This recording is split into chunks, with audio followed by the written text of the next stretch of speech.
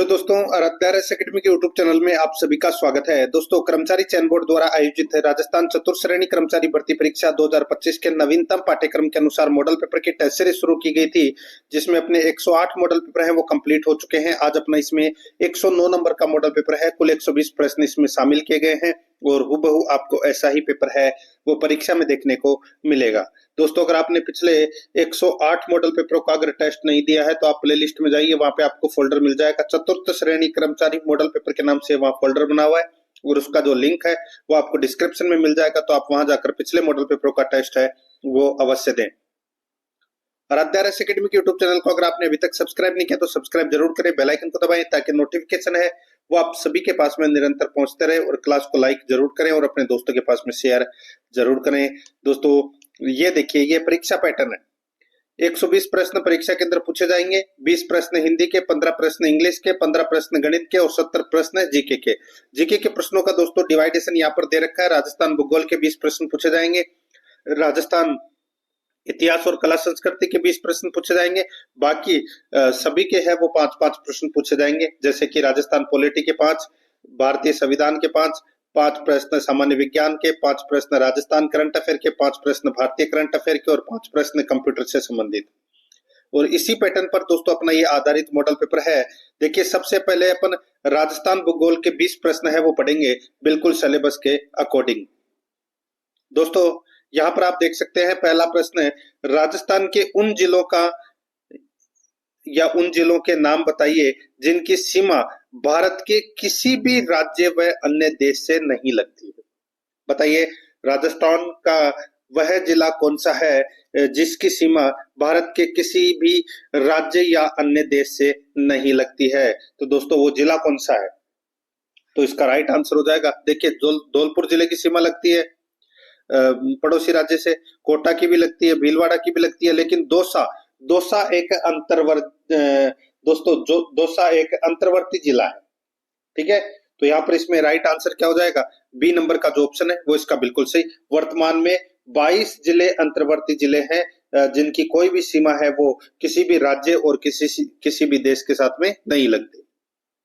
यहाँ पर इसमें बी नंबर का ऑप्शन बिल्कुल सही, दौसा इसका सही उत्तर हो जाएगा। सेकंड नंबर का प्रश्न इसमें देखिए, किस जिले की सीमा पाली जिले की सीमा से नहीं लगती है? बताइए, किस जिले की सीमा पाली जिले से नहीं लगती है? तो यहाँ पर इसका सही उत्तर हो जाएगा दोस्तों, देखिए, पाली जिले की जो सीमा है वो जालोर से लगती है, उदयपुर से लगती है, राजसमंद से लगती है, लेकिन भीलवाड़ा से नहीं लगती। तो यहाँ पर इसमें ए नंबर का जो ऑप्शन है वो इसका बिल्कुल सही उत्तर हो जाएगा। ठीक है, भीलवाड़ा। आगे देखिए, 3 नंबर का प्रश्न है, निम्न में से कौन सी मध्य अरावली की प्रमुख चोटी है जो अजमेर और जयपुर के बीच फैली हुई है? बताइए, कौन सी मध्य अरावली की प्रमुख चोटी है जो अजमेर और जयपुर के बीच फैली हुई है? तो यहाँ पर इसका सही उत्तर हो जाएगा दोस्तों, वो है, बताइए, तो उसका नाम है तारागढ़ की चोटी। कौन सी? तारागढ़ की चोटी। कहां पर है? तो दोस्तों ये अजमेर और जयपुर के बीच में ये फैली हुई है और ये मध्य अरावली की प्रमुख चोटी है। इसकी ऊंचाई 873 मीटर है, ये भी आपको याद रखना है। आगे देखिए, 4 नंबर का प्रश्न, मुकुंदरा की पहाड़ियां कौन से जिलों में विस्तृत है? दोस्तों, मुकुंदरा की जो पहाड़ियां हैं ये झालावाड़ और कोटा में ये स्थित है। इसके अलावा दोस्तों ये बूंदी और चित्तौड़गढ़ की सीमा पर भी है, यानी कि मुकुंदरा की जो अर्धचंद्राकार पहाड़ियां है ये झालावाड़, कोटा, बूंदी और चित्तौड़गढ़ की सीमा पर स्थित है। तो यहाँ पर आपको देखिए झालावाड़ और कोटा ऑप्शन में दिखाई दे रहा है, यही अपना सही उत्तर हो जाएगा। सी नंबर का ऑप्शन बिल्कुल सही उत्तर इसमें हो जाएगा। ठीक है, और ये एक राष्ट्रीय उद्यान है मुकुंदरा हिल्स। आगे देखिए, 5 नंबर का प्रश्न है, सुमेलित नहीं है। बताइए, कौन सा सुमेलित नहीं है वो अपने को यहाँ पर बताना है। एक तरफ है राजस्थान का जलवायु वर्गीकरण दे रखा है, दूसरी तरफ है राजस्थान के भाग दे रखे हैं। कौन सा सही सुमेलित नहीं है वो अपने को बताना है। यहाँ पर देखिए, EAT जलवायु प्रदेश, ये दोस्तों पूर्वी राजस्थान में दे रखा है, यहाँ पर ये गलत दे रखा है। दोस्तों, EAT प्रकार की जलवायु है, ये शुष्क जलवायु है और ये पश्चिमी राजस्थान में ये पाई जाती है। ठीक है, तो यहाँ पर ये इसमें क्या हो जाएगा? पहला इसमें गलत दे रखा है। बाकी DPW जलवायु प्रदेश ये उत्तरी राजस्थान में पाई जाती है और DAW जलवायु प्रदेश है ऊपर वाला तो DBW था और ये है DAW, ये मध्य राजस्थान में है, और CAW जलवायु प्रदेश ये दक्षिणी पूर्वी राजस्थान में है। तो यहाँ पर इसमें सही उत्तर क्या हो जाएगा? ए नंबर का ऑप्शन बिल्कुल सही, क्योंकि यहाँ पर पहला ही है वो गलत दे रखा है। आगे देखिए 6 नंबर का प्रश्न है, उदयपुर और कोटा जिलों में अधिकांशतः है, बताइए कौन सी मिट्टी है वो पाई जाती है उदयपुर और कोटा जिलों में अधिकांशतः? तो यहाँ पर इसका सही उत्तर हो जाएगा वो है दोस्तों पर्वतीय मृदा, पर्वतीय मृदा। यहाँ पर इसमें सी नंबर का ऑप्शन बिल्कुल सही उत्तर इसमें हो जाएगा। 7 नंबर का प्रश्न है, इसमें देखिए सही सुमेलित नहीं है, कौन सा इसमें सही सुमेलित नहीं है वो अपने को यहाँ पर बताना है। दोस्तों यहाँ पर देखिए अलवर में साबी और रूपारेल नदी बहती है, बिल्कुल सही बात है। उदयपुर में बनास और बेडच बहती है, तो दोस्तों ये भी बिल्कुल सही है। करौली में जगर और गंभीरी ये दोनों नदियां बहती है, बिल्कुल सही बात है। और डूंगरपुर में बाणगंगा मोरेल ये गलत हो जाएगा। दोस्तों बाणगंगा और मोरेल नदियां हैं ये दोस्तों जयपुर जिले में बहती है। कहां पर? जयपुर जिले में। तो यहाँ पर इसमें डूंगरपुर है वो इसमें गलत दे रखा है, इसलिए डी नंबर का ऑप्शन सही उत्तर हो जाएगा। देखिए टेस्ट आपको पूरा देना है, तभी आपको अपना स्कोर है और आपकी तैयारी का आकलन है वो कितना है वो आपको पता लगेगा। देखिए यहाँ पे 8 नंबर का प्रश्न है, नदियों के संबंध में निम्न कथनों पर विचार कीजिए। नदियों के संबंध में निम्न कथनों पर क्या करना है? विचार करना है। दोस्तों यहाँ पर आप देख सकते हैं, देखिए एरिनपुरा जवाई नदी के बाएं किनारे पर स्थित है। एरिनपुरा जवाई नदी के बाएं किनारे पर स्थित है। तो दोस्तों ये कथन है वो दोस्तों इसमें क्या है?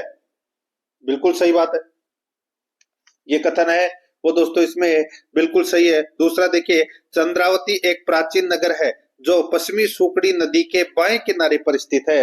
ये दोस्तों चंद्रावती है कहां पर? तो दोस्तों ये चंद्रावती सिरोही जिले के आबू से दोस्तों करीबन गुजरात की तरफ अगर अपन चलेंगे पालनपुर की तरफ है, तो दोस्तों करीबन आबू से 10 से 12 किलोमीटर की दूरी पर यह स्थित है चंद्रावती।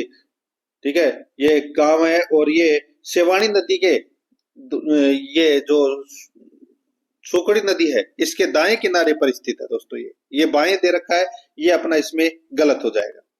ठीक है, आबू पश्चिमी बनास के बाएं किनारे पर स्थित है, दोस्तों बिल्कुल सही बात है ये।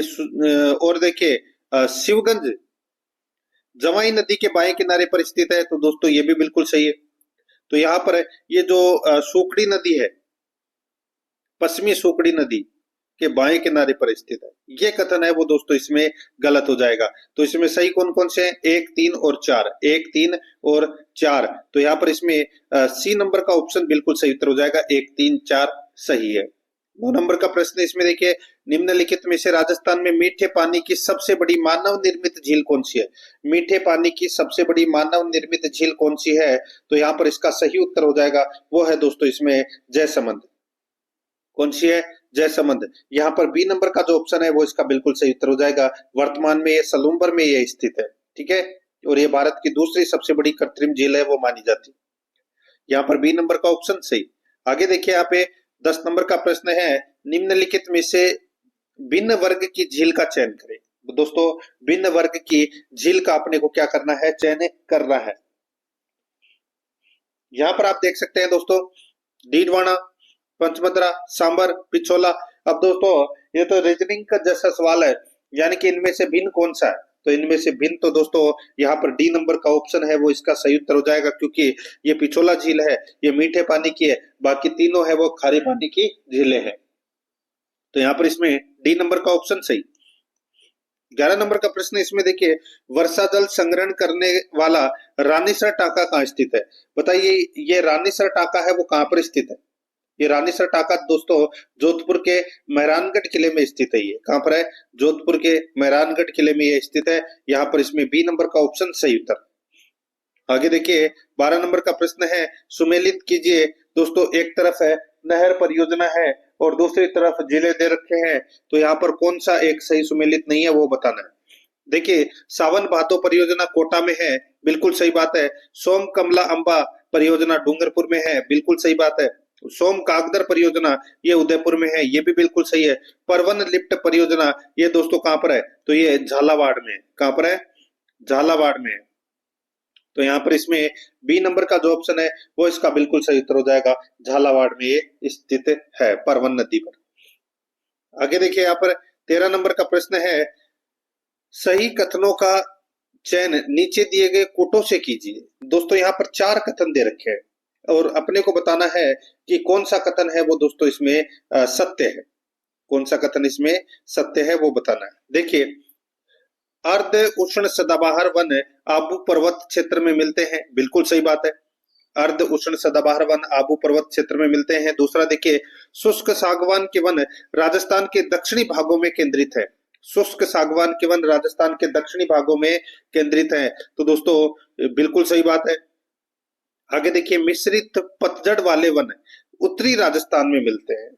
मिश्रित पतझड़ वाले वन दोस्तों ये उत्तरी राजस्थान में नहीं मिलते, ये दोस्तों अलवर, अजमेर, डीग, भरतपुर, दौसा, बूंदी, बांसवाड़ा, राजसमंद, चित्तौड़गढ़, इन क्षेत्रों में दोस्तों ये मिलते हैं, उत्तरी राजस्थान में ये नहीं मिलते। तो ये तीसरा नंबर का कथन है वो क्या हो जाएगा, इसमें गलत हो जाएगा। खेजड़ी शुष्क, खेजड़ी वृक्ष शुष्क वनों की विशेषता है। खेजड़ी वृक्ष है वो शुष्क वनों की विशेषता है, तो ये अपना इसमें क्या है, बिल्कुल सही है। तो यहाँ पर 1, 2 और 4 कथन है वो दोस्तों इसमें क्या है, सत्य है। यहाँ पर बी नंबर का ऑप्शन बिल्कुल सही उत्तर हो जाएगा, 1, 2 और 4 सही है। आगे देखिए 14 नंबर का प्रश्न है, माउंट आबू के चारों ओर, माउंट आबू के चारों ओर 1000 से 1300 मीटर की ऊंचाई एवं 150 सेंटीमीटर वर्षा वाले भागों में किस प्रकार के वन है वो पाए जाते हैं। बताइए, मैं सीधा सा मैं आपको बोलूं कि माउंट आबू में दोस्तों किस प्रकार के वन है वो पाए जाते हैं, यहाँ पर इसका सही उत्तर हो जाएगा वो है दोस्तों, बताइए, तो यहाँ पर है दोस्तों उष्ण कटिबंधीय सदाबहार वन, यानी कि दोस्तों अर्ध उष्ण सदाबहार वन है वो यहाँ पर पाए जाते हैं। सी नंबर का जो ऑप्शन है वो इसका बिल्कुल सही उत्तर इसमें हो जाएगा।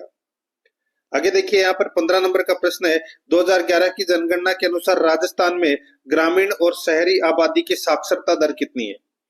बताइए दोस्तों, राजस्थान में ग्रामीण और शहरी आबादी की साक्षरता दर है वो कितनी है वो अपने को यहाँ पर बताना है।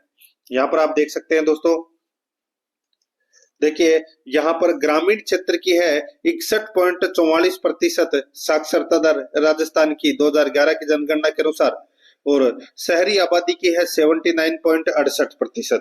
तो यहाँ पर इसमें सही उत्तर क्या हो जाएगा, वो है ए नंबर का जो ऑप्शन है वो इसका बिल्कुल सही उत्तर इसमें हो जाएगा, ये आपको इसमें याद रखना है।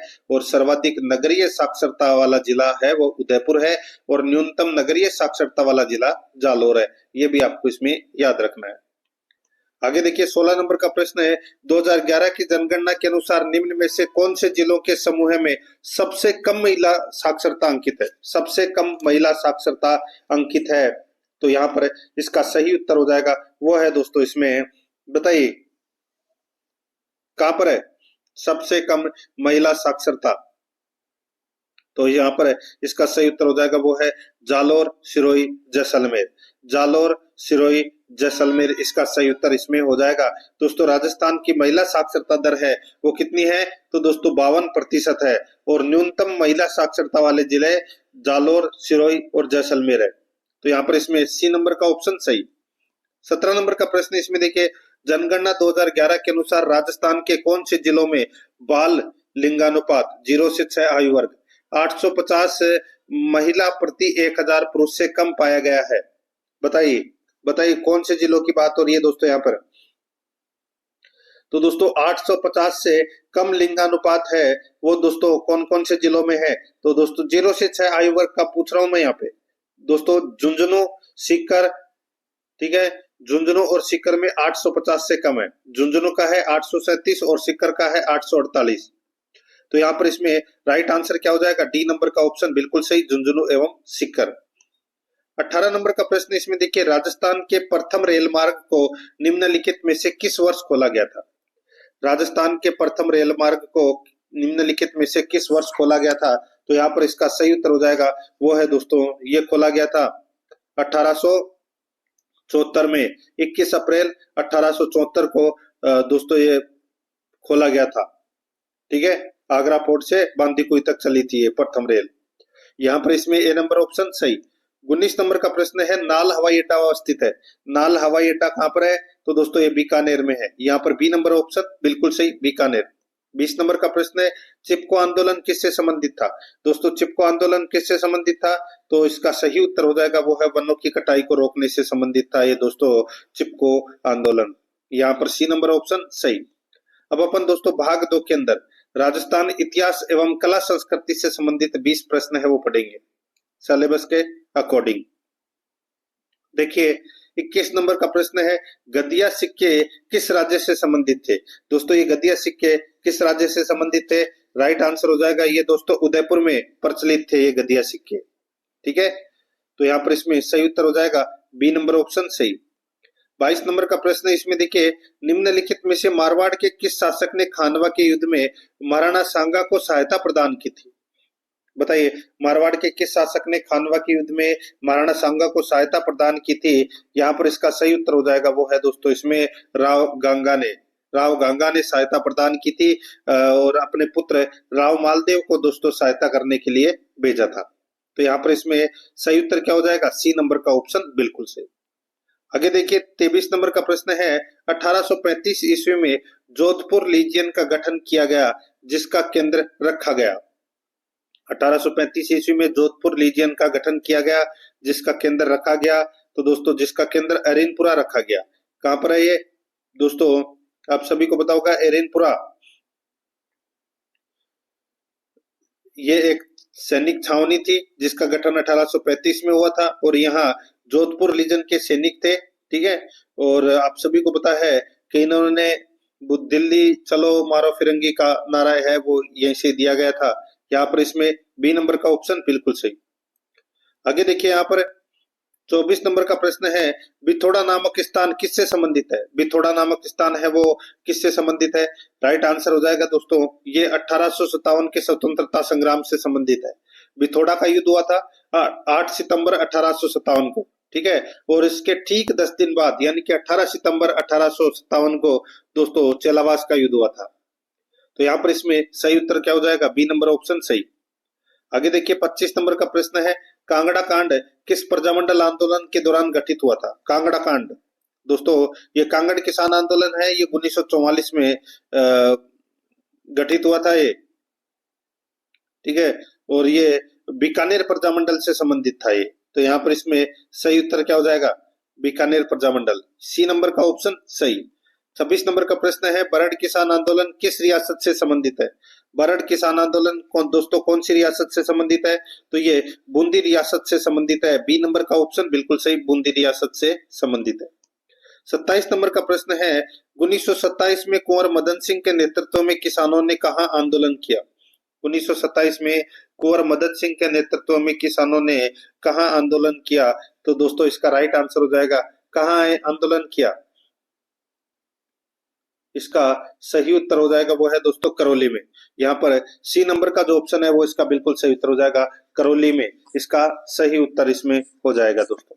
ठीक है, आगे देखिए दोस्तों इसमें 28 नंबर का प्रश्न है, किसके प्रस्ताव पर मत्स्य संघ नाम रखा गया? किसके प्रस्ताव पर दोस्तों मत्स्य संघ नाम रखा गया? दोस्तों पहले चरण का नाम है राजस्थान के एकीकरण का मत्स्य संघ और यह नाम है दोस्तों के.एम. मुंशी के कहने पर रखा गया था। तो यहाँ पर इसमें सी नंबर का ऑप्शन बिल्कुल सही उत्तर हो जाएगा। आगे देखिए 29 नंबर का प्रश्न है, मेवाड़ के महाराणा भोपाल सिंह किस वर्ष में राजस्थान के महाराज प्रमुख बने? मेवाड़ के महाराणा भोपाल सिंह किस वर्ष में राजस्थान के महाराज प्रमुख बने? तो यहाँ पर इसका राइट आंसर हो जाएगा वो है दोस्तों 1949 में।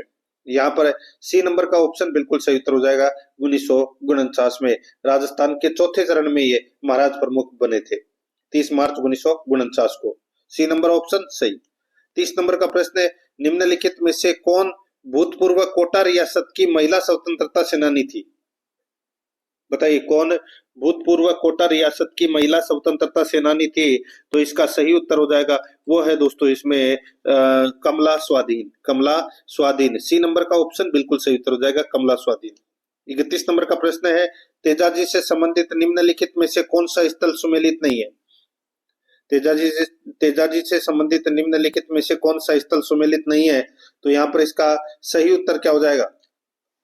देखिए खड़नाल, तेजाजी का जन्म स्थल है, बिल्कुल सही बात है। पनेर ननियाल, ये गलत हो जाएगा दोस्तों। पनेर में तेजाजी का ससुराल था, ठीक है, ये आपको इसमें याद रखना है। तो यहाँ पर इसमें दूसरा नंबर का क्या हो जाएगा, गलत हो जाएगा।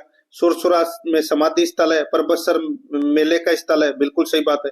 तो यहाँ पर इसमें कौन सा सुमेलित नहीं है, बी नंबर का ऑप्शन, यही अपना सही उत्तर हो जाएगा। आगे देखिए, कौन फड़वाचन से संबंधित है, कौन फड़वाचन से संबंधित है, तो यहाँ पर इसमें राइट आंसर हो जाएगा वो है भोपे। यहाँ पर ए नंबर का जो ऑप्शन है वो इसका बिल्कुल सही उत्तर हो जाएगा, भोपे, ये फड़वाचन से संबंधित है, ए नंबर ऑप्शन सही। 33 नंबर का प्रश्न है, राजस्थान का प्रथम विजय स्तंभ कहाँ पर स्थित है, राजस्थान का प्रथम विजय स्तंभ है वो कहाँ पर स्थित है, तो इसका सही उत्तर हो जाएगा दोस्तों, ये जो प्रथम विजय स्तंभ है ये बयाना दुर्ग भरतपुर में है। ये दोस्तों कहां पर है, बयाना दुर्ग भरतपुर में है। यहाँ पर बी नंबर का जो ऑप्शन है वो इसका बिल्कुल सही उत्तर इसमें हो जाएगा, ये आपको इसमें याद रखना है, ठीक है। और ये दोस्तों दमदमा या मानी पहाड़ी पर ये स्थित है दुर्ग, यहाँ पर इसमें बी नंबर ऑप्शन सही। 34 नंबर का प्रश्न है, इसमें देखिए, अपने बहुआयामी रूपों जैसे ऊंट की खाल पर मीनाकारी, स्वर्ण मीनाकारी और महलों और हवेलियों में चित्रों के लिए विश्व प्रसिद्ध है। अपने बहुआयामी रूपों जैसे ऊंट की खाल पर मीनाकारी, स्वर्ण मीनाकारी और महलों और हवेलियों के चित्रों के लिए विश्व प्रसिद्ध है। तो यहाँ पर इसका सही उत्तर हो जाएगा वो है दोस्तों बीकानेर। यहाँ पर ए नंबर का जो ऑप्शन है वो इसका बिल्कुल सही उत्तर हो जाएगा, बीकानेर।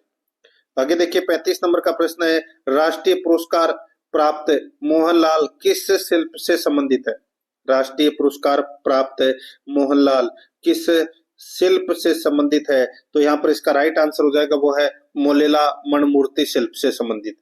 यहाँ पर ए नंबर का जो ऑप्शन है वो इसका बिल्कुल सही उत्तर हो जाएगा। 36 नंबर का प्रश्न है, बीकानेर की गायिका अल्लाह जिलाबाई किस राग गाने के लिए प्रसिद्ध थी, तो ये तो सभी को पता होगा, अल्लाह जिलाबाई ये दोस्तों प्रसिद्ध मांड गायिका थी। इसका सही उत्तर हो जाएगा डी नंबर का ऑप्शन सही, मांड। 37 नंबर का प्रश्न है, इसमें देखिए, निम्नलिखित में से कौन सा युग्म सही है, कौन सा युग्म सही है वो अपने को दोस्तों यहाँ पर बताना है।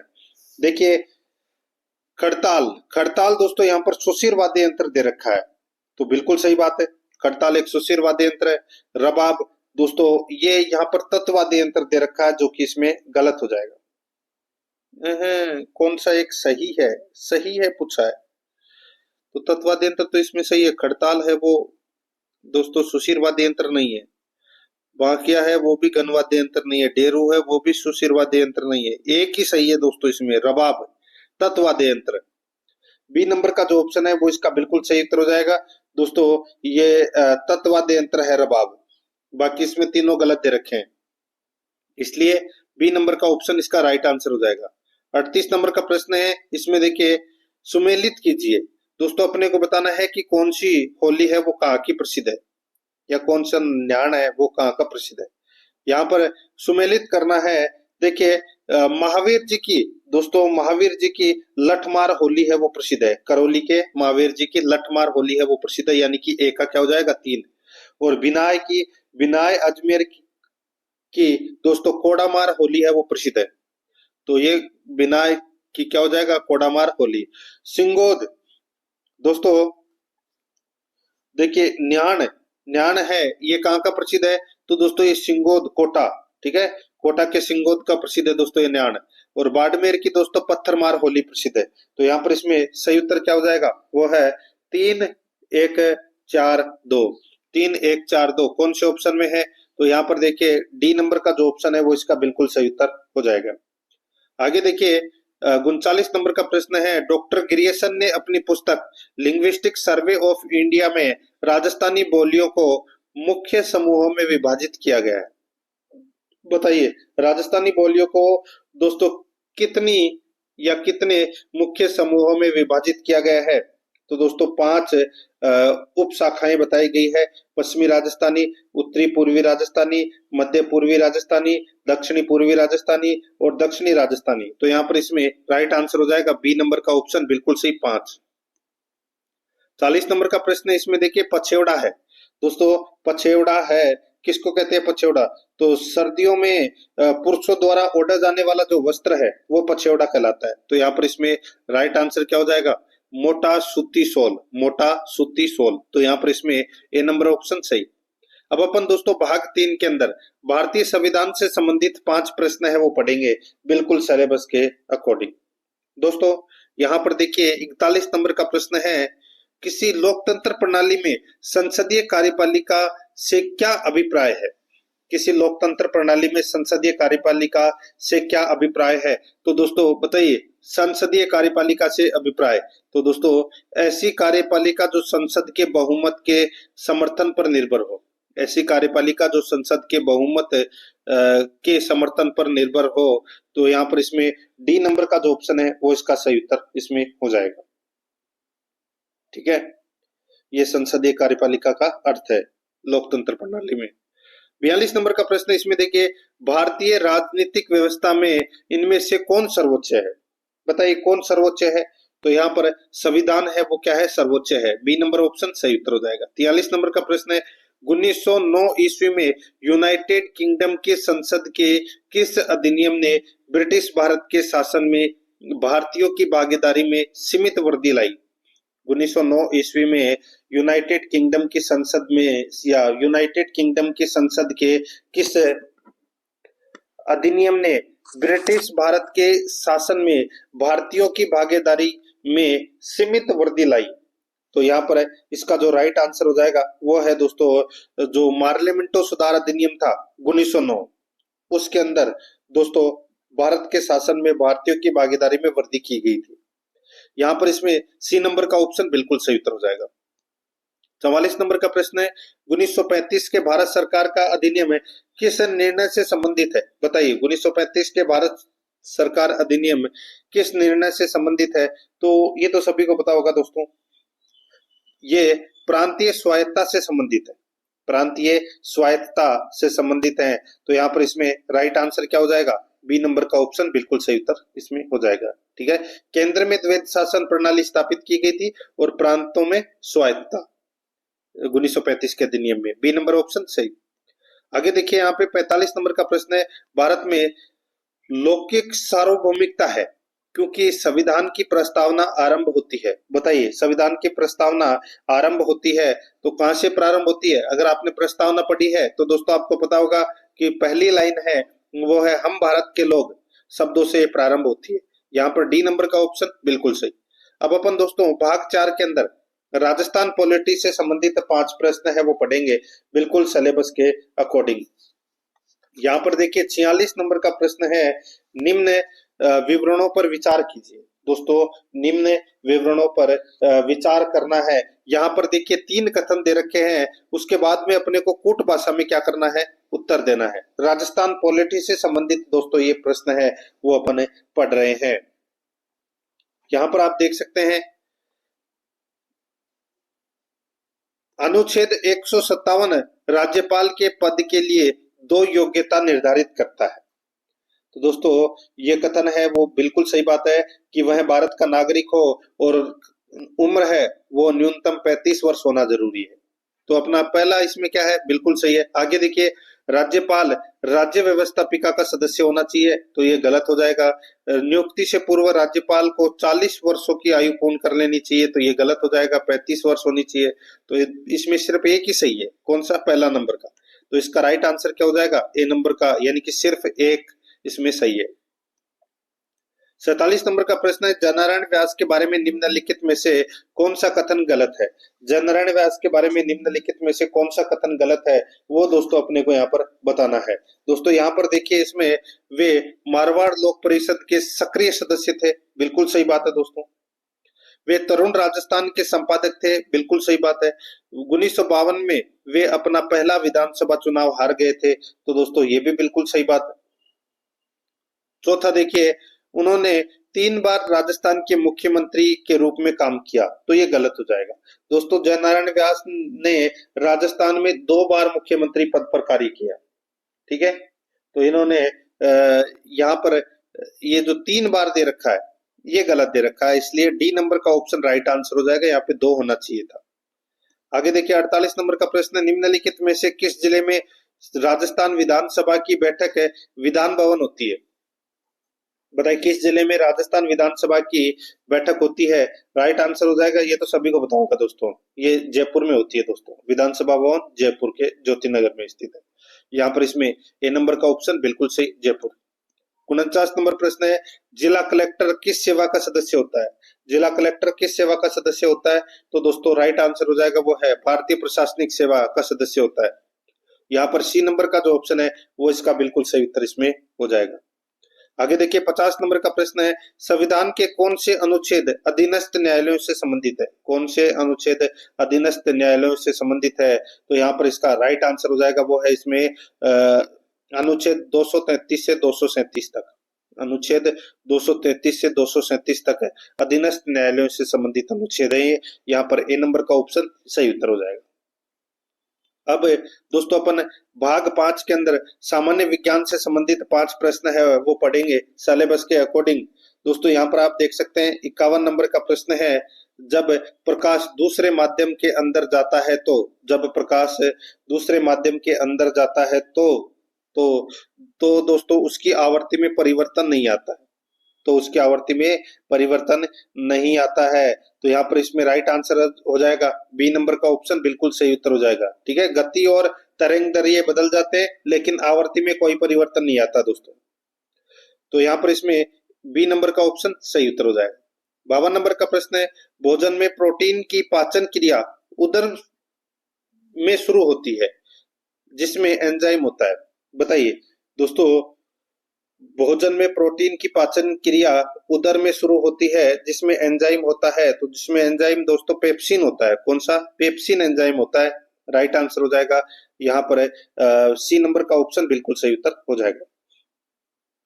आगे देखिए यहाँ पे निम्नलिखित अधातु तत्व में धात्विक चमक होती है। निम्नलिखित अधातु तत्व में धात्विक चमक होती है, तो दोस्तों ये धात्विक चमक होती है आयोडीन।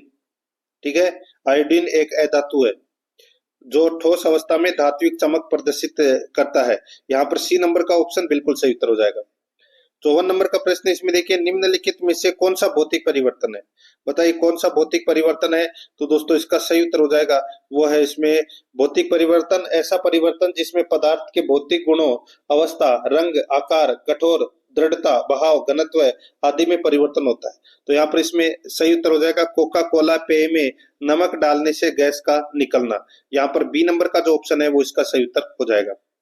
55 नंबर प्रश्न इसमें देखिए, अपशिष्ट को अलग अलग श्रेणियों में क्यों विभाजित किया जाता है? अपशिष्ट को अलग अलग श्रेणियों में क्यों विभाजित किया जाता है? बताइए क्यों विभाजित किया जाता है अपशिष्ट को अलग अलग श्रेणियों में? तो इसका जो सही उत्तर हो जाएगा वो है दोस्तों इसमें ताकि पुनर्चक्रण और निपटान आसान हो सके। ताकि पुनर्चक्रण और निपटान आसान हो सके। यहाँ पर बी नंबर का जो ऑप्शन है वो इसका सही उत्तर इसमें हो जाएगा। आगे देखिए अब अपन भाग 6 के अंदर भारतीय करंट अफेयर से संबंधित 5 प्रश्न है वो पढ़ेंगे बिल्कुल सिलेबस के अकॉर्डिंग। यहाँ पर देखिए 56 नंबर का प्रश्न है, हाल ही में भारत ने किस खतरनाक कीटनाशक के वैश्विक उपयोग को चरणबद्ध रूप से समाप्त करने के प्रस्ताव का विरोध किया, जिसके कारण अंतर्राष्ट्रीय स्तर पर पर्यावरण और नीतिगत चर्चा हुई? पर्यावरण और नीतिगत चर्चा हुई। तो यहाँ पर इसका सही उत्तर क्या हो जाएगा? तो वो है दोस्तों इसका सही उत्तर हो जाएगा वो है दोस्तों क्लोरपायरीफॉस। ठीक है दोस्तों, भारत ने हाल ही में क्लोरपायरीफॉस जैसे खतरनाक कीटनाशक के वैश्विक उपयोग को चरणबद्ध तरीके से समाप्त करने का प्रस्ताव है का विरोध किया है। तो यहाँ पर इसमें सही उत्तर क्या हो जाएगा? सी नंबर का जो ऑप्शन है वो इसका सही उत्तर हो जाएगा। आगे देखिए यहाँ पे 57 नंबर प्रश्न है, भारतीय निर्वाचन आयोग ने चुनावी प्रक्रिया को सुदृढ़ करने के लिए कितनी नई पहले शुरू की है? तो कितनी नई पहले शुरू की है? इसका राइट आंसर हो जाएगा वो है 4 नई पहले है वो शुरू की है। यहाँ पर इसमें 4 नहीं 3, ठीक है 3 नई पहले हैं वो शुरू की है। यहाँ पर इसमें 3 नंबर का जो ऑप्शन है वो इसका सही उत्तर हो जाएगा। 3 नई पहलों की शुरुआत है वो की है। ठीक है, आगे देखिए यहाँ पर 58 नंबर का प्रश्न है, 30 अप्रैल 2025 को वियतनाम ने किस महत्वपूर्ण ऐतिहासिक घटना को 50वीं वर्षगांठ मनाई, जिसे वियतनाम में दक्षिणी मुक्ति और राष्ट्रीय पुनः एकीकरण दिवस के रूप में जाना जाता है। 30 अप्रैल 2025 को वियतनाम ने किस महत्वपूर्ण ऐतिहासिक घटना की 50वीं वर्षगांठ मनाई, जिसे वियतनाम में दक्षिणी मुक्ति और राष्ट्रीय पुनः एकीकरण दिवस के रूप में जाना जाता है। तो यहाँ पर इसका सही उत्तर हो जाएगा, वो है इसमें साइगोन का पतन और वियतनाम युद्ध की समाप्ति। साइगोन का पतन और वियतनाम युद्ध की समाप्ति। तो यहाँ पर इसमें सी नंबर का ऑप्शन बिल्कुल सही उत्तर हो जाएगा। 59 नंबर प्रश्न इसमें देखिए, भारत में इलेक्ट्रिक यात्री कारों के विनिर्माण को बढ़ावा देने की योजना के संबंध में निम्नलिखित में से कौन सा कथन सत्य है? भारत में इलेक्ट्रिक यात्री कारों के विनिर्माण को बढ़ावा देने की योजना के संबंध में निम्नलिखित में से कौन सा कथन सत्य है? बताइए कौन सा कथन सत्य है? तो इसमें दोस्तों एक ही कथन सत्य है और वो है कौन सा? देखिए, इस योजना का मुख्य उद्देश्य वैश्विक ईवी निर्माताओं को भारत में विनिर्माण इकाइयां स्थापित करने के लिए प्रोत्साहित करना और घरेलू ईवी उत्पादन को बढ़ावा देना है। यहाँ पर इसमें डी नंबर का जो ऑप्शन है वो इसका बिल्कुल सही उत्तर इसमें हो जाएगा। आगे देखिए, यहाँ पे 60 नंबर का प्रश्न है, संयुक्त राष्ट्र महासभा के 80वें सत्र के अध्यक्ष के रूप में एनालेना बेरबॉक के चुनाव के संबंध में निम्नलिखित में से कौन सा कथन असत्य है? तो बताइए कौन सा कथन दोस्तों इसमें असत्य है, वो दोस्तों अपने को यहाँ पर बताना है। देखिए, एनालेना बेरबॉक को 2 जून 2025 को संयुक्त राष्ट्र महासभा के 80वें सत्र का अध्यक्ष चुना गया। ठीक है,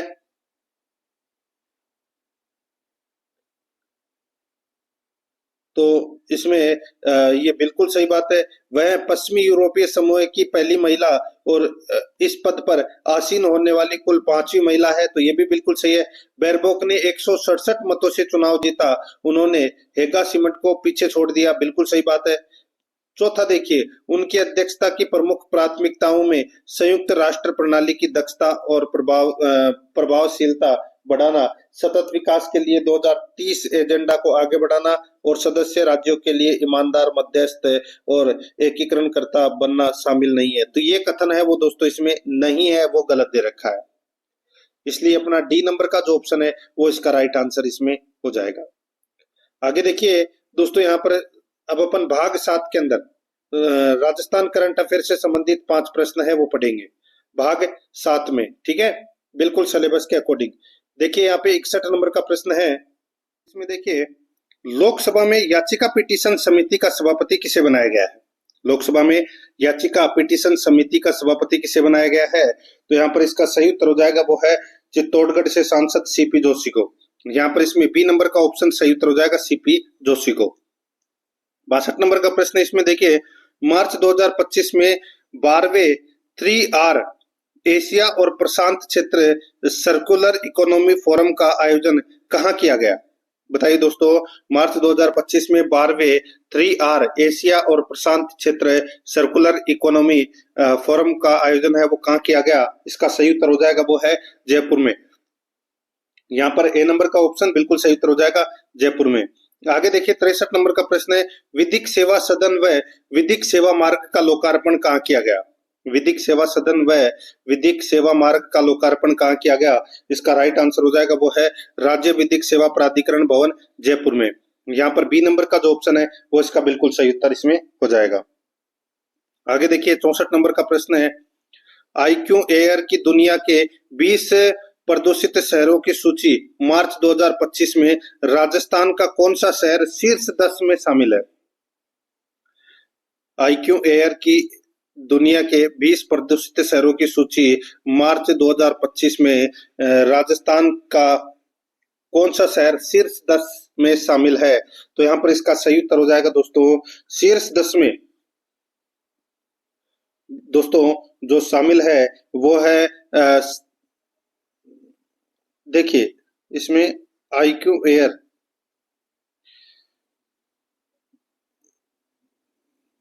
20 प्रदूषित शहरों की सूची में राजस्थान का कौन सा शहर शीर्ष 10 में शामिल है, शीर्ष 10 में, तो वो है श्री गंगानगर। ठीक है, श्री गंगानगर।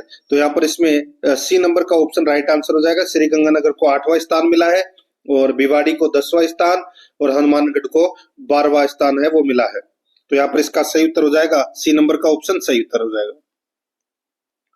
आगे देखिए यहाँ पे 65 नंबर का प्रश्न है, इंटरनेशनल हाइड्रोजन कॉन्क्लेव 2025 का आयोजन किस विश्वविद्यालय में किया गया? इंटरनेशनल हाइड्रोजन कॉन्क्लेव 2025 का आयोजन किस विश्वविद्यालय में किया गया? तो यहाँ पर इसका सही उत्तर हो जाएगा वो है दोस्तों इसमें बताइए, तो ये सुरेश ज्ञान विहार यूनिवर्सिटी जयपुर में किया गया। सी नंबर का जो ऑप्शन है वो इसका सही उत्तर इसमें हो जाएगा। यहाँ पर 8 नंबर का भाग है कंप्यूटर और इसमें देखिए कंप्यूटर से संबंधित 5 प्रश्न है। 66 नंबर का प्रश्न है वो इसमें देखिए, क्रोम ब्राउजर में वर्तमान टैब के बाईं ओर ब्राउजर टैब को सक्रिय करने के लिए निम्नलिखित में से किस कीबोर्ड शॉर्टकट का उपयोग किया जाता है? क्रोम ब्राउजर में वर्तमान टैब के बाईं ओर के ब्राउजर टैब को सक्रिय करने के लिए निम्नलिखित में से किस कीबोर्ड शॉर्टकट का उपयोग किया जाता है? तो यहाँ पर इसका सही उत्तर हो जाएगा वो है कंट्रोल प्लस पेज अप। यहाँ पर डी नंबर का ऑप्शन बिल्कुल सही उत्तर हो जाएगा, कंट्रोल प्लस पेज अप। आगे देखिए यहाँ पे 67 नंबर प्रश्न है, कंप्यूटर चिप में ज्यादातर काम में आने वाली धातु है। कंप्यूटर चिप में ज्यादातर काम में आने वाली धातु है, तो वो धातु कौन सी है? तो इसका सही उत्तर हो जाएगा वो है दोस्तों, वो धातु है सिलिकॉन। यहाँ पर सी नंबर का ऑप्शन बिल्कुल सही उत्तर हो जाएगा सिलिकॉन। आगे देखिए 68 नंबर का प्रश्न है, पावर पॉइंट बाईं और एक स्लाइड टैब दर्शाता है। पावर पॉइंट बाईं और एक स्लाइड टैब दर्शाता है जहां आपको तथा विकल्प प्राप्त होता है। तो दोस्तों यहाँ पर देखिए, जहां आपको स्लाइड्स तथा आउटलाइन विकल्प प्राप्त होता है, तो यहाँ पर सी नंबर का जो ऑप्शन है वो इसका सही उत्तर इसमें हो जाएगा। आगे देखिए 69 नंबर का प्रश्न है, एमएस एक्सेल में एक सूत्र सम D1 अनुपात D10 क्या करेगा? तो दोस्तों बताइए क्या करेगा? तो यहाँ पर इसका सही उत्तर हो जाएगा वो है कॉलम डी की पहली 10 रो का योग। कॉलम डी की पहली 10 रो का योग। यहाँ पर सी नंबर का ऑप्शन बिल्कुल सही उत्तर इसमें हो जाएगा।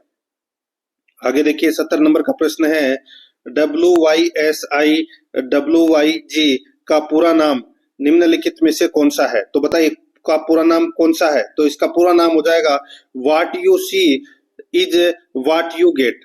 What you see is what you get. यहाँ पर डी नंबर का ऑप्शन बिल्कुल सही उत्तर इसमें हो जाएगा। अब देखिए, अब अपन भाग 9 के अंदर हिंदी व्याकरण से संबंधित 20 प्रश्न है वो पढ़ेंगे बिल्कुल सिलेबस के अकॉर्डिंग। ठीक है दोस्तों, देखिए 71 नंबर का प्रश्न है, पुनर्जन्म में कौन सी संधि है? पुनर्जन्म में कौन सी संधि है? तो पता चल गया होगा दोस्तों आपको, यहाँ पे पुनः प्लस जन्म, इसमें विसर्ग संधि का क्या हुआ है? प्रयोग हुआ है। तो यहाँ पर इसमें डी नंबर का ऑप्शन सही उत्तर हो जाएगा। आगे देखिए, अभ्युदय शब्द में कौन सी संधि है? अभ्युदय शब्द में दोस्तों अभि प्लस उदय। अभ्युदय में दोस्तों यण संधि है और यण संधि का नियम क्या है? यह लव के आगे आधा कटा हुआ अक्षर आ जाए तो उसमें यण संधि होती है। तो यह के आगे आधा भय लगा हुआ है तो इसमें यण संधि हो जाएगी। बी नंबर ऑप्शन सही। आगे देखिए, अध्यक्ष शब्द में प्रयुक्त उपसर्ग है, बताइए अध्यक्ष शब्द में उपसर्ग। तो दोस्तों अधि प्लस अक्ष क्या हो जाएगा? अधि। यहाँ पर बी नंबर का ऑप्शन बिल्कुल सही, अधि। 74 नंबर प्रश्न है, निम्नलिखित में से सत उपसर्ग से बना शब्द नहीं है। निम्नलिखित में से सत उपसर्ग से बना शब्द नहीं है। तो यहाँ पर इसका सही उत्तर हो जाएगा वो है दोस्तों सतर्क। सतर्क शब्द में सद उपसर्ग नहीं है दोस्तों, तो यहाँ पर इसमें ये सत उपसर्ग नहीं है। ठीक है, तो यहाँ पर देखिए बाकी तीनों के अंदर दोस्तों सत उपसर्ग है वो लगा हुआ है, तो इसका सही उत्तर क्या हो जाएगा? ए नंबर ऑप्शन सही। आगे देखिए, निम्नलिखित शब्दों में कौन सा शब्द भाववाचक संज्ञा के अंतर्गत रखा जाएगा? बताइए कौन सा शब्द भाववाचक संज्ञा के अंतर्गत रखा जाएगा? तो यहाँ पर इसका सही उत्तर हो जाएगा वो है इसमें हरियाली। हरियाली शब्द है वो दोस्तों भाववाचक संज्ञा है। ठीक है, तो यहाँ पर इसमें सही उत्तर क्या हो जाएगा? सी नंबर का ऑप्शन सही उत्तर। मोहन और अयोध्या है, ये दोस्तों व्यक्तिवाचक संज्ञा है और नदी है ये दोस्तों जातिवाचक संज्ञा है। तो यहाँ पर सी नंबर ऑप्शन सही। आगे देखिए मिठास शब्द है दोस्तों, मीठा प्लस आस, तो ये क्या है, तो ये भाववाचक संज्ञा है। तो यहाँ पर इसमें सी नंबर का ऑप्शन सही उत्तर हो जाएगा। आगे देखिए राम बाजार से 4 किलो आटा लाया में कौन सा विशेषण है, तो बताइए कौन सा विशेषण है। राम बाजार से 4 किलो आटा लाया में कौन सा विशेषण है, तो इसमें निश्चित परिमाणवाचक विशेषण है। यहाँ पर ए नंबर का ऑप्शन बिल्कुल सही उत्तर हो जाएगा, निश्चित परिमाणवाचक विशेषण है। 78 नंबर का प्रश्न है, इसमें देखिए गर्म दूध पीना लाभदायक होता है में कौन सा विशेषण है। गर्म दूध पीना लाभदायक होता है में कौन सा विशेषण है, तो दोस्तों इसमें इसका सही उत्तर क्या हो जाएगा। दोस्तों इसमें गर्म है वो गुणवाचक विशेषण है, गर्म है वो क्या है, गुणवाचक विशेषण है। यहाँ पर बी नंबर का ऑप्शन बिल्कुल सही उत्तर हो जाएगा। 79 नंबर प्रश्न है, निम्नलिखित वाक्यों में से अकर्मक क्रिया का वाक्य है। निम्नलिखित वाक्यों में से अकर्मक क्रिया का वाक्य है तो वो कौन सा है। दोस्तों यहाँ पर देखिए लड़की गा रही है, लड़की गा रही है, इस वाक्य में दोस्तों अकर्मक क्रिया है, बाकी तीनों के अंदर सकर्मक क्रिया है। यहाँ पर ए नंबर का ऑप्शन सही उत्तर हो जाएगा। 80 नंबर का प्रश्न है, वर्तनी की दृष्टि से किस विकल्प के सभी शब्द शुद्ध हैं। वर्तनी की दृष्टि से किस विकल्प के सभी शब्द शुद्ध हैं, तो दोस्तों यहाँ पर देखिए दंपति, अहल्या और दृष्टव्य, ये तीनों विकल्प है वो दोस्तों शुद्ध है। तो यहाँ पर डी नंबर का ऑप्शन बिल्कुल सही उत्तर इसमें हो जाएगा। 81 नंबर प्रश्न है, कौन सा वाक्य अशुद्ध है। दोस्तों कौन सा वाक्य अशुद्ध है, तो यहाँ पर देखिए इसमें गत माह है वह अपने घर ही रहेगा, गत माह है वह अपने घर ही रहेगा, ये दोस्तों अशुद्ध वाक्य है। अशुद्ध वाक्य इसलिए है क्योंकि दोस्तों इसका शुद्ध वाक्य होगा गत माह है वह अपने घर ही था। ठीक है, गत माह यानी कि पिछले यानी कि पास्ट की बात हो रही है। ठीक है, तो वहां पर रहेगा आएगा ही नहीं। ठीक है, था का प्रयोग होगा। यहाँ पर इसमें डी नंबर ऑप्शन सही। 82 नंबर का प्रश्न है, निम्नलिखित में से कौन सा विलोम युग्म त्रुटिपूर्ण है। कौन सा विलोम युग्म त्रुटिपूर्ण है, यहाँ पर इसमें देखिए अपेक्षा का उपेक्षा हो जाएगा, अपेक्षा का उपेक्षा हो जाएगा, अग्रज का अनुज हो जाएगा, आदान का प्रदान हो जाएगा, उन्नत का अवगत। दोस्तों उन्नत का विलोम अवनत होता है, क्या होता है, अवनत होता है, अवनत। तो यहाँ पर इसमें सी नंबर का ऑप्शन राइट आंसर हो जाएगा।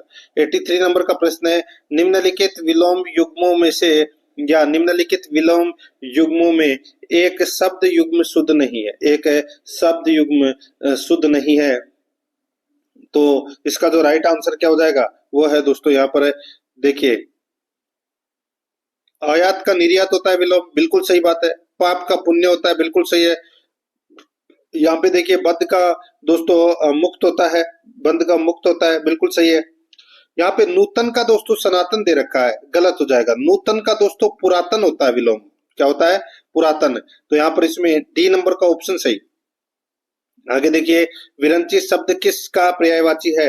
विरंची दोस्तों ये ब्रह्मा का पर्यायवाची है, किसका, ब्रह्मा का। ए नंबर ऑप्शन सही। 85 नंबर प्रश्न है, निम्नलिखित में से भूतकाल का सही उदाहरण है। बताइए भूतकाल का सही उदाहरण कौन सा है, तो यहाँ पर आप देख सकते हैं पूरे के पूरे पेज को भेजना आसान हो गया है, पूरे के पूरे पेज को भेजना आसान हो गया है। और देखिए पहले यह सुविधा उपलब्ध नहीं थी। ठीक है, अंग्रेजी अखबार तो अब तैयार कहीं और होते हैं। अंग्रेजी अखबार हिंदू द्वारा पहली बार इस तकनीक का इस्तेमाल किया जाएगा। तो इसमें भूतकाल का सही उदाहरण है। ठीक है, पूरे के पूरे पेज को भेजना आसान हो गया है। ठीक है, और पहले यह सुविधा उपलब्ध नहीं थी।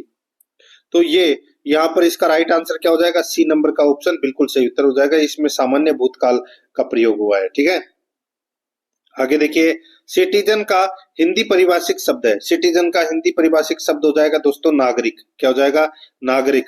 सी नंबर का ऑप्शन सही। 87 नंबर प्रश्न है, ऐसे शब्दों को जो संस्कृत और प्राकृत से विकृत होकर हिंदी में आए हैं उन्हें क्या कहते हैं। ऐसे शब्दों को जो संस्कृत और प्राकृत से विकृत होकर हिंदी में आए हैं उन्हें क्या कहते हैं? तो दोस्तों उन्हें क्या कहते हैं? तो उन्हें तद्भव कहते हैं। क्या कहते हैं? तद्भव। यहाँ पर बी नंबर का ऑप्शन बिल्कुल सही उत्तर हो जाएगा, तद्भव।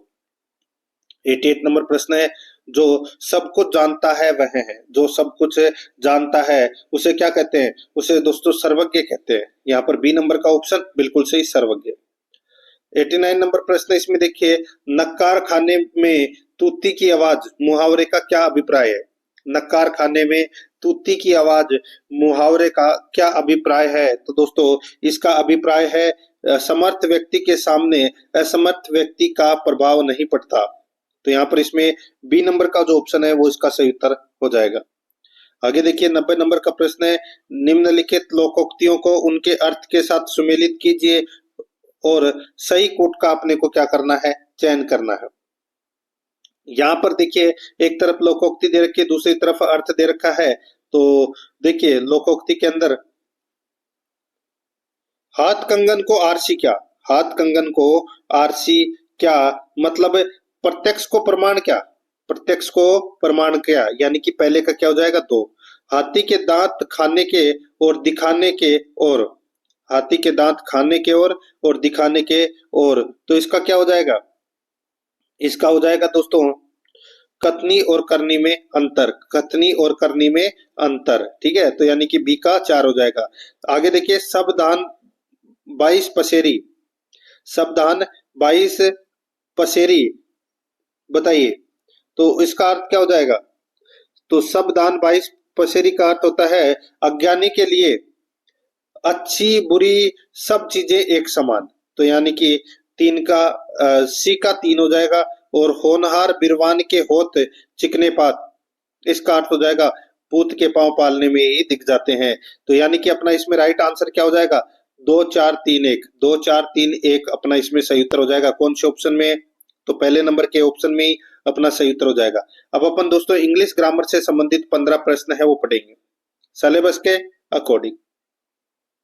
91 नंबर का प्रश्न है, इसमें देखिए pick out the right word. दोस्तों अपने को सही स्पेलिंग बतानी है, ठीक है। सही स्पेलिंग है वो कौन सी है वो बतानी है। तो यहाँ पर इसमें देखिए, इसमें देखिए ओकेजनली, दोस्तों ओकेजनली ये क्या है? ये डी नंबर वाला जो ऑप्शन है ये बिल्कुल राइट स्पेलिंग है। तो यहाँ पर इसमें डी नंबर का ऑप्शन बिल्कुल सही। आगे देखिए fill in the blank with suitable preposition. तो यहाँ पे अपने को खालिस्तान भरना है, खालिस्तान भरना है। तो यहाँ पर देखिए इसमें both Rupa and Deepa are fond music. दोस्तों यहाँ पे देखिए फॉन्ड ऑफ मुहावरा होता है, ठीक है। तो फॉन्ड ऑफ का प्रयोग होगा दोस्तों, यहाँ पे ऑफ आएगा। सी नंबर का ऑप्शन बिल्कुल सही।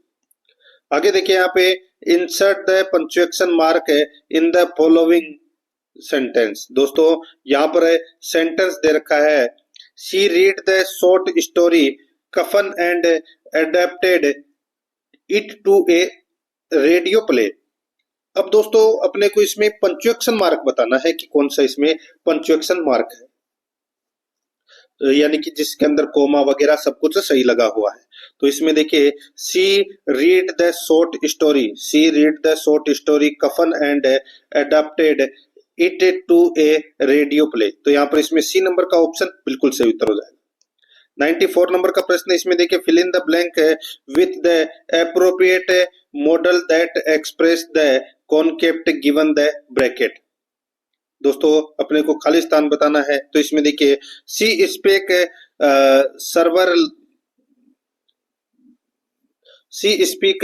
सर्वरल लैंग्वेजेज एट प्रेजेंट एबिलिटी दे रखा है। बताइए अब इसमें क्या आएगा? तो यहाँ पर देखिए स्पीक सर्वरल लैंग्वेजेज, तो दोस्तों यहाँ पर इसमें कैन का प्रयोग होगा, सी कैन स्पीक। तो यहाँ पर इसमें ए नंबर का ऑप्शन बिल्कुल सही उत्तर इसमें हो जाएगा। आगे देखिए fill in the blank with the suitable form of verb. तो यहाँ पे सेंटेंस देखिए, it's cold in Delhi icy winds minimum temperature below 5 degree Celsius cold wave to continue. बताइए मिनिमम के आगे क्या आएगा, वो अपने को दोस्तों यहाँ पर बताना है। तो देखिए पास्ट परफेक्ट टेंस का दोस्तों इसमें प्रयोग हुआ है।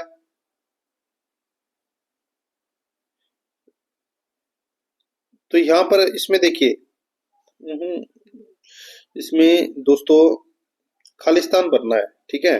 तो इसके अंदर पास्ट परफेक्ट टेंस नहीं, इसके अंदर दिल्ली आइस विंड से पास्ट का प्रयोग नहीं हुआ। Minimum temperature below 5 degree Celsius cold wave to continue. तो देखिए यहाँ पे तो इसमें इसमें दोस्तों ब्रिंग का प्रयोग होगा। किसका प्रयोग होगा? ब्रिंग का। तो यहाँ पर इसमें ये प्रेजेंट सिंपल टेंस है दोस्तों, ठीक है, प्रेजेंट सिंपल टेंस। तो यहाँ पर इसमें राइट आंसर क्या हो जाएगा? बीइंग का प्रयोग होगा, ब्रिंग। डी नंबर ऑप्शन सही। 96 नंबर का प्रश्न है, इसमें देखिए choose the correct tense of the verb from the given option. इसमें देखिए दोस्तों, इसमें देखिए Catherine says that she in love before। अब बताइए, अब इसके अंदर क्या आएगा? अब यहाँ पर देखिए बिफोर, बिफोर का प्रयोग हुआ है, ठीक है। तो मतलब इसमें पास्ट टेंस है। तो यहाँ पर इसका राइट आंसर हो जाएगा हैड नेवर बीन आएगा। इसमें क्या आएगा? Had never been in love before. A number option सही। 97 नंबर प्रश्न है, which of the following sentence is correct in terms of subject verb agreement. Subject verb agreement. तो यहाँ पर इसमें सही उत्तर हो जाएगा neither of the girls is going to the party. C number का ऑप्शन बिल्कुल सही। आगे देखिए choose the sentence with the correct use of the superlative degree. बताइए दोस्तों, सुपरलेटिव डिग्री का प्रयोग करते हुए अपने को सही सेंटेंस बताना है। तो दोस्तों वो सेंटेंस हो जाएगा इसमें, देखिए सुपरलेटिव डिग्री दोस्तों यहाँ पर देखिए हॉटेस्ट आ गई, ठीक है। तो यहाँ पर the Sahara desert is the hottest palace on earth. तो यहाँ पर इसमें सी नंबर का ऑप्शन सही उत्तर इसमें हो जाएगा। आगे देखिए यहाँ पर 99 नंबर प्रश्न है, choose the correct option for the change of voice get the box broken. बताइए यहाँ पर दोस्तों देखिए गेट द बॉक्स ब्रोकन, इसको अपन चेंज करना है। तो इसको चेंज करेंगे तो दोस्तों क्या होगा? तो ये होगा दोस्तों get someone to break the box. C number का ऑप्शन सही। आगे देखिए choose the change the following sentence into indirect speech from the options given below। she said to them don't make a noise, don't make a noise। तो यहाँ पर इसका सही उत्तर क्या हो जाएगा? she asked them not to make a noise, she asked them not to make a noise। यहाँ पर सी नंबर का जो ऑप्शन है वो इसका बिल्कुल सही उत्तर इसमें हो जाएगा। ये आपको इसमें याद रखना है। आगे देखिए 101 नंबर का प्रश्न है, चूज द करेक्ट अल्टरनेटिव। इसमें देखिए 50 meals a long distance, 50 meals a long distance. तो यहाँ पर इसमें सही उत्तर क्या हो जाएगा? वो है 50 meals is a long distance. यहाँ पर इसमें बी नंबर का ऑप्शन बिल्कुल सही उत्तर हो जाएगा। 102 नंबर का प्रश्न, इसमें देखिए choose the correct alternative. Everyone in the family been questioned about the theft। बताइए everyone in the family been questioned about the theft। तो बताइए खालिस्तान में क्या आएगा? तो इसमें आएगा दोस्तों हैज बीन आएगा, हैज बीन क्वेश्चन। तो यहाँ पर इसमें ए नंबर ऑप्शन सही। 103 नंबर प्रश्न, इसमें देखिए मेरी माँ ने आज तुम्हें बुलाया है का इंग्लिश ट्रांसलेशन होगा। तो इसका इंग्लिश ट्रांसलेशन होगा वो हो जाएगा my mother called you today. तो यहाँ पर इसमें सही उत्तर हो जाएगा बी नंबर का ऑप्शन सही। 104 नंबर का प्रश्न, इसमें देखिए in the Indian context what is an ordinance. बताइए ऑर्डिनेंस क्या होता है? ऑर्डिनेंस ये तो सभी को पता होगा दोस्तों। ऑर्डिनेंस इसका मतलब होता है अध्यादेश। क्या होता है? अध्यादेश। तो यहाँ पर इसको क्या बोल सकते हैं? तो a temporary law made by the president government, sorry president या governor when the legislature is not in session. तो यहाँ पर इसमें राइट आंसर क्या हो जाएगा? बी नंबर का ऑप्शन बिल्कुल सही, जिसको आप अध्यादेश बोल सकते हैं। ठीक है, आगे देखिए 105 नंबर प्रश्न है, the technical process of verifying the identify of a user और ए डिवाइस इज कॉल्ड। बताइए इसको क्या कहते हैं? इसको बोलते हैं दोस्तों ऑथेंटिकेशन, यानी कि प्रमाणीकरण। तो यहाँ पर इसमें राइट आंसर हो जाएगा बी नंबर का ऑप्शन बिल्कुल सही। अब अपन दोस्तों भाग 11 के अंदर गणित से संबंधित 15 प्रश्न है वो पढ़ेंगे, बिल्कुल सिलेबस के अकॉर्डिंग। देखिए दोस्तों यहाँ पर इसमें 106 नंबर का प्रश्न है, भिन्नों के महत्तम समापवर्तक की गणना। अंशों का महत्तम समापवर्तक, अंशों का महत्तम समापवर्तक बटे हरों का लघुत्तम समापवर्तक एलसीएम के रूप में जानी जाती है। 2/3, 4/5 और 3/2 का महत्तम समापवर्तक है एचसीएफ ज्ञात कीजिए। तो दोस्तों एचसीएफ ज्ञात करना है, सीधा सा हो जाएगा यहाँ पे 2/3, 4/5 और 3/2। इसका दोस्तों देखिए ऊपर 2, 4 और 3, 2, 4 और 3 का अपन मैसअप निकालेंगे तो इसका मैसअप क्या निकलेगा? तो दोस्तों 1 निकलेगा। ठीक है, और 3, 5 और 2 का मैसअप कितना निकलेगा? सॉरी लेस है, लेस से कितना निकलेगा? तो दोस्तों ये 30 निकलेगा, यानी कि 30 में सभी का भाग जा रहा है। तो यहाँ पर इसमें सही उत्तर क्या हो जाएगा? 1/30। तो यहाँ पर बी नंबर का ऑप्शन बिल्कुल सही उत्तर हो जाएगा। आगे देखिए, विवाह के समय एक पति और उसकी पत्नी की औसत आयु 23 वर्ष थी विवाह के समय। ठीक है, तो विवाह के 5 वर्ष बाद उनका 1 वर्ष का बच्चा था।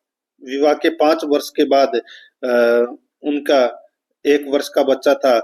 बच्चे के जन्म के समय 3 सदस्यों वाले परिवार की औसत आयु कितनी थी? तो बताइए औसत आयु कितनी थी, वो अपने को बताना है। तो दोस्तों बच्चे के जन्म के समय तो सीधा सा हो जाएगा दोस्तों 23 और 23 कितनी हो जाएगी? दोस्तों 46। ये तो जब शादी हुई थी उस समय थी। अब शादी के 5 वर्ष बाद, ठीक है, उनके 1 वर्ष का बच्चा था, तो दोनों में 4-4 और जोड़ दीजिए। तो दोस्तों इसमें 4 और जोड़े और इसमें भी 4 जोड़े, तो ये कितने हो गए दोस्तों? ये 27 हो गए और ये 27 हो गए। और बच्चे के जन्म के समय, यानी कि बच्चे की आयु है वो कितनी थी? 0 वर्ष जब जन्मा था वो। ठीक है, तो यहाँ पे 27 और 27 54। ठीक है, और 0 कितने हो गए? 54 ही हुए। और 54 में 3 का भाग दे लीजिए तो औसत आयु निकल कर आ जाएगी कितनी? 18 वर्ष। यहाँ पर डी नंबर का ऑप्शन सही। एक दिन का कितने प्रतिशत 3 घंटों के बराबर होता है? सीधा सा हो जाएगा, एक दिन का कितने प्रतिशत 3 घंटों के बराबर होता है? तो दोस्तों सीधा सा होता है, हो जाएगा पूरे कितने घंटे होते हैं दोस्तों? 24। ठीक है, तो 3/24 इंटू 100 कर लीजिए, कितना आ जाएगा? 12.5%। तो यहाँ पर इसमें सही उत्तर हो जाएगा डी नंबर ऑप्शन सही, 12.5%। 109 नंबर प्रश्न है, एक व्यक्ति ने 273 में कुल 50 पेन और पेंसिल खरीदे। एक व्यक्ति ने 273 में कुल 50 पेन और पेंसिल खरीदे। यदि प्रत्येक पेन का मूल्य 6 है और प्रत्येक पेंसिल का मूल्य 5 है तो उसने कितने पेन खरीदे? तो उसने कितने पेंसिल खरीदे? दोस्तों यहाँ पर देखिए 50 पेन और पेंसिल खरीदे 273 रुपए में। यदि पेन का मूल्य 6 रुपए है और पेंसिल का मूल्य 5 रुपए है तो उसने कुल कितने पेन खरीदे? अब आप ऑप्शन उठा के करोगे ना तो इसमें दोस्तों ज्यादा बेटर रहेगा। ठीक है, तो ऑप्शन जैसे कि यहाँ पर दोस्तों उठा लिया पहला ही नंबर का ऑप्शन 23। ठीक है, तो यहाँ पर दोस्तों उसने कितने पेन खरीदे? तो पेन का मूल्य कितना है? 6 रुपए। तो 23 को 6 से मल्टीप्लाई कर दीजिए। ठीक है, पीछे बचे कितने दोस्तों? 27, और 27 को 5 से मल्टीप्लाई कर दीजिए। दोनों का टोटल है वो 273 होना चाहिए। तो दोस्तों ये बिल्कुल सही है, यहाँ पर ए नंबर का ऑप्शन सही उत्तर हो जाएगा। आगे देखिए, किसी वस्तु का विक्रय मूल्य ज्ञात कीजिए यदि दुकानदार उसे अंकित मूल्य पर 80% पर 5% की 2 क्रमागत छूट देता है। यहाँ पर देखिए 5% की 2 क्रमागत छूट देता है। तो यहाँ पर किसी वस्तु का विक्रय मूल्य ज्ञात कीजिए यदि दुकानदार उसे अंकित मूल्य 80 पर 5% की 2 क्रमागत छूट देता है। तो सीधा सा हो जाएगा दोस्तों इसमें। देखिए 5% की, अभी यहाँ पे 10% की छूट मत कर देना। यहाँ पर होगा दोस्तों 80 इंटू 95/100 इंटू 95/100। ठीक है, बस इसको आप काट लीजिए। इसको आप काटोगे तो दोस्तों कितना आ जाएगा, तो ये आ जाएगा 72.20। 72.20। तो यहाँ पर इसमें सी नंबर का ऑप्शन सही उत्तर हो जाएगा। आगे देखिए यहाँ पे, यदि x का 35% बराबर y का 40% है तो x अनुपात y का मान ज्ञात कीजिए। सीधा सा है, x का 35% और y का 40%। तो दोस्तों सीधा सा है, कट रहे हैं क्या 5 से? बिल्कुल कट रहे हैं। तो ये 7 बार कटा और ये 8 बार कटा। ठीक है, इसको उल्टा कर दीजिए तो यहाँ पर क्या हो जाएगा, 8:7 इसका सही उत्तर हो जाएगा। यहाँ पर डी नंबर का ऑप्शन सही। आगे देखिए 112 नंबर प्रश्न है, 84 लीटर के मिश्रण में दूध और पानी का अनुपात 3:4 है। यदि यह अनुपात बदलकर 3:5 हो जाता है तो मिश्रण में मिलाए जाने वाले अतिरिक्त पानी की मात्रा लीटर में बताएं। दूध अनुपात पानी कितना है दोस्तों, सीधा सा हो जाएगा यहाँ पे कि भाई 84 लीटर के मिश्रण में दूध और पानी का अनुपात 3:4 है। यानी कि अब इसमें 84 में दोस्तों आप क्या करोगे, 7 का भाग दे लीजिए। ठीक है, तो कितना आ जाएगा 12। तो 12 तिया 36। ठीक है, और 12 चौका 48। तो 36 और 48 होते हो रहे ना यहाँ पे 84। यानी कि इसमें दूध तो है दोस्तों 36 लीटर और पानी है 48 लीटर। यदि यह अनुपात बदल कर 3:5 हो जाता है, 3:5 हो जाता है तो मिश्रण में मिलाए जाने वाले अतिरिक्त पानी की मात्रा लीटर में बताए। तो भाई ये तो 3 है ही और ये कितना है 4 है। तो 48 में आप 4 का भाग दोगे तो कितना आ जाएगा, तो 12 का 12 चौका 48। तो इसमें 12 और जोड़ दीजिए तो ये अनुपात है वो दोस्तों 4 की जगह 5 हो जाएगा, यानी कि ये 60 हो जाएगा। तो यहाँ पर इसमें 12 लीटर और मिलाएंगे। डी नंबर का ऑप्शन बिल्कुल सही उत्तर इसमें हो जाएगा। आगे देखिए दोस्तों, यहाँ पर इसमें ललित ने अपने मित्र तरुण को 2 वर्षों के लिए साधारण ब्याज पर 12,000 रुपए का ऋण दिया।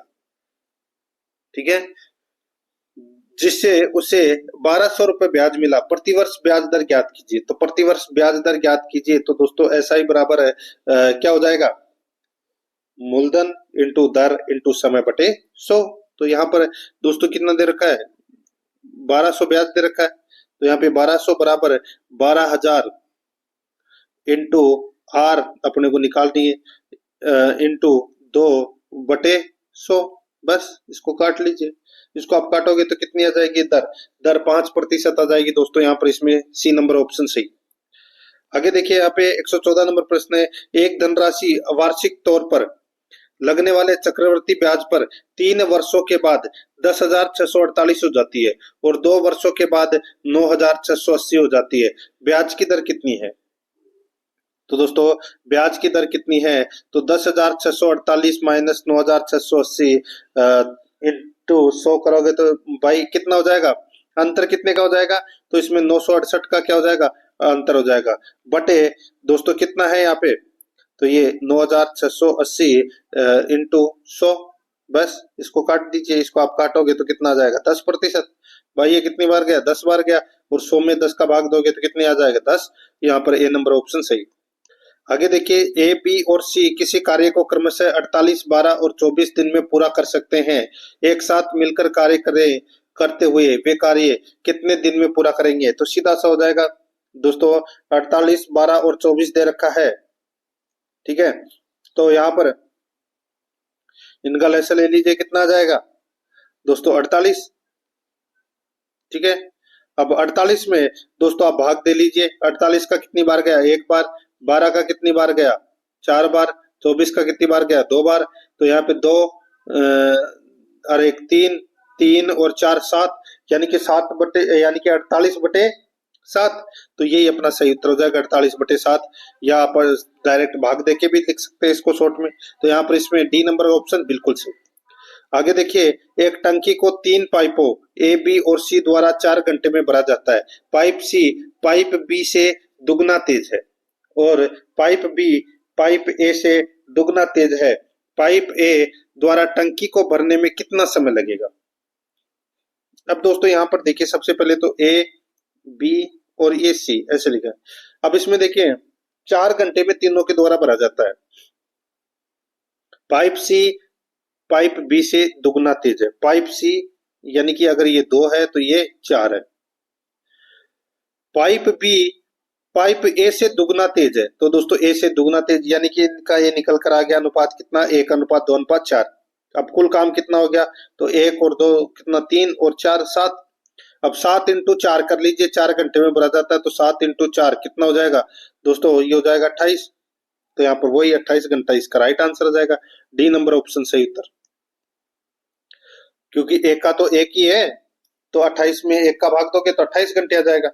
आगे देखिए, एक बस यात्रा के दौरान 10 मिनट के एक स्टॉप तथा 5 मिनट के अन्य स्टॉप के साथ 3 सही 1/4 घंटे में 160 किलोमीटर की दूरी तय करती है।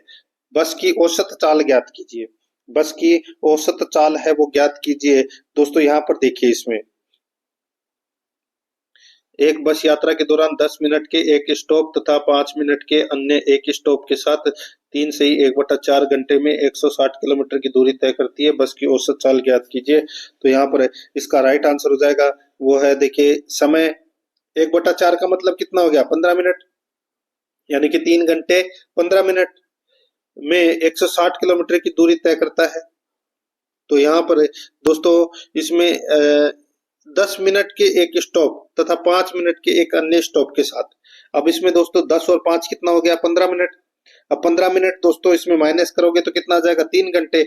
अब 160 में 160 के अंदर आप 3 का भाग दोगे तो कितना आ जाएगा, यह आ जाएगा दोस्तों 53 सही 1/3।